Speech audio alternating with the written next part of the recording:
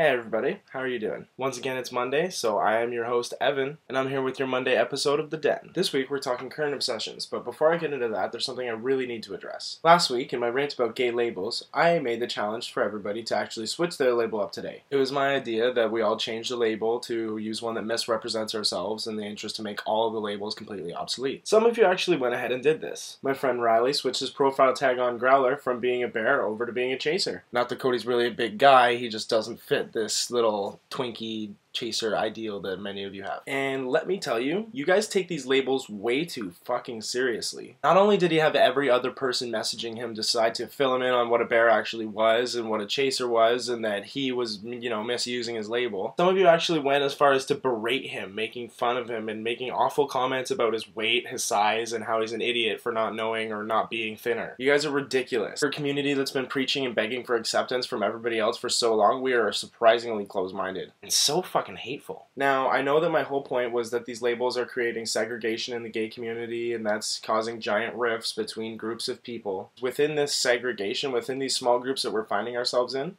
we've actually managed to create a really strong sense of community. And sometimes members of this community like to get together for a weekend of awesomeness and partying and drinking and water parks. And that weekend is called Drenched Fur. Yes, this is my new obsession. My new obsession is Drenched Fur and all bear runs, actually. This is my first one. I've never been to a bear run before. I've been to several events, but nothing that's actually taken up an entire weekend or taken place at a hotel or anything that's been out of the province. It was a lot of fun. I met a lot of amazing people. I had a blast. I drank my face off. Not only that, Gary and the rest of the Drenched Fur family, you guys did an awesome job planning this event and putting everything together. And everybody was so welcoming. It felt like a giant family. Everybody was so nice and friendly. You just couldn't help but want to be a part of it. So Gary and everybody else at the Drenched Fur organizing committee, whatever you guys call yourselves, the Drenched Fur family, I guess. Thank you, seriously, for putting together one of the most amazing weekends of my life. So what exactly is Drenched Fur? You can find anything you would need to know on their website. That's just drenchedfur.com. You can go there, check it out. They've got all the information, how to register. They've got pictures from last year, which I'm definitely in some. It's almost as if somebody just went, hey, look, here's a group of people that are going to accept you no matter what you do, as long as you do it with some integrity and some dignity, and you enjoy yourself doing it. And also, here's a ton of alcohol and a pool. Go have a blast. So I'm going to be clearing some stuff up for first-timers, and I'm going to be giving you some tips. The biggest question that I had circling around is this weekend going to be all about sex? I know the gay community has its reputation for being extremely promiscuous, and the bears are no exception to that. But generally, I'm not one to just flaunt my sexuality around. I like to kind of play my cards close to the chest and maintain an air of mystery. So, are bear runs all about sex? They absolutely are if you want them to be. That's the real truth about a bear run. It is really what you make it. If you want to spend all weekend chugging on anonymous dick after anonymous dick in some hotel room with a blindfold on, you are free to do so. Or if you're going there in pursuit of some sort of romantic interest, you're free to do that too. Or you can do what I did and just go in with the goal of drinking a whole ton, making a whole bunch of friends, and having a good time. Another thing that I was kind of concerned about is, as a chaser, we do deal with a certain degree of stigma from the rest of the bear community. Not everybody's always thrilled to see a skinny young 22-year-old walking around when they were just expecting to find other big dudes so that they could feel comfortable just themselves. It's understandable to a certain degree, but it does kind of make me feel nervous and excluded. It also makes me really nervous to approach certain bears not knowing whether or not they are compatible with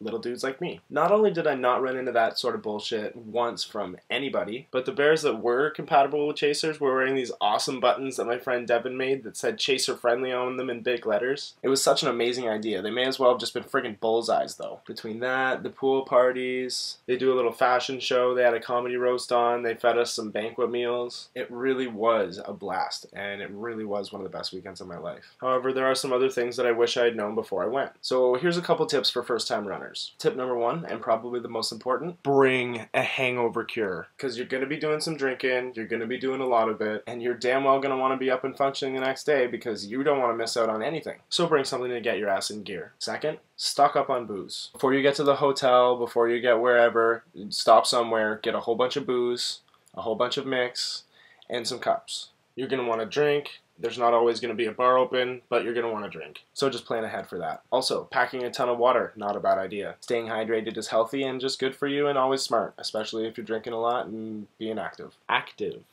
if you know what I mean.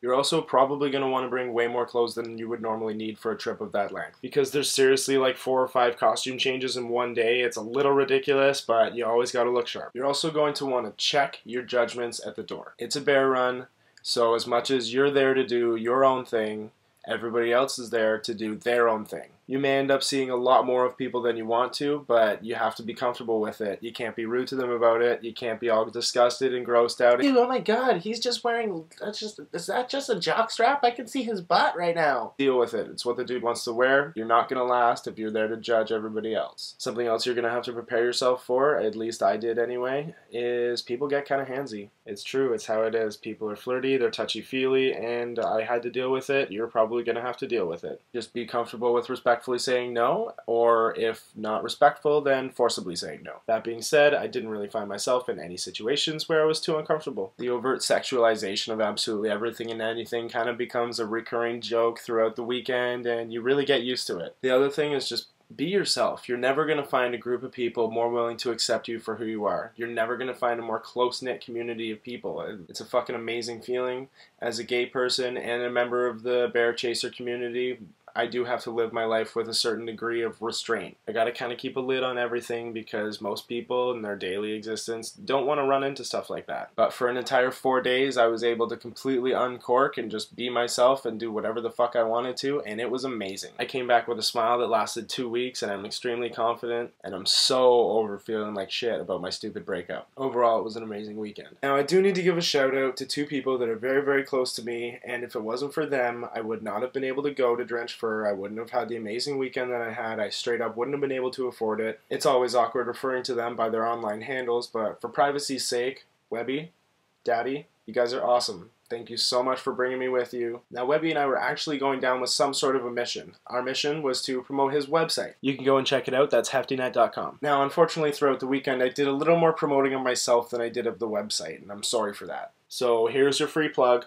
Enjoy it. HeftyNet is a social network for bears, chubs, and all big guys and the guys that love them. See, this is it right here on my t-shirt, heftynet.com. And it's different from every other gay website out there because its primary focus isn't to just meet people for sex. Their mission really is to create an online community or a social network where we can all come together, be members of the same community with similar interests, and meet each other and create bonds and make new friends. I'm on there pretty much every day. My username is just my first name, Evan. It has a really well done mobile site. The user interface is easy to understand. It's very comparable to Facebook. And it's the only website that I can think of where if you want to, you can go and message the webmaster directly and say, hey, how's it going?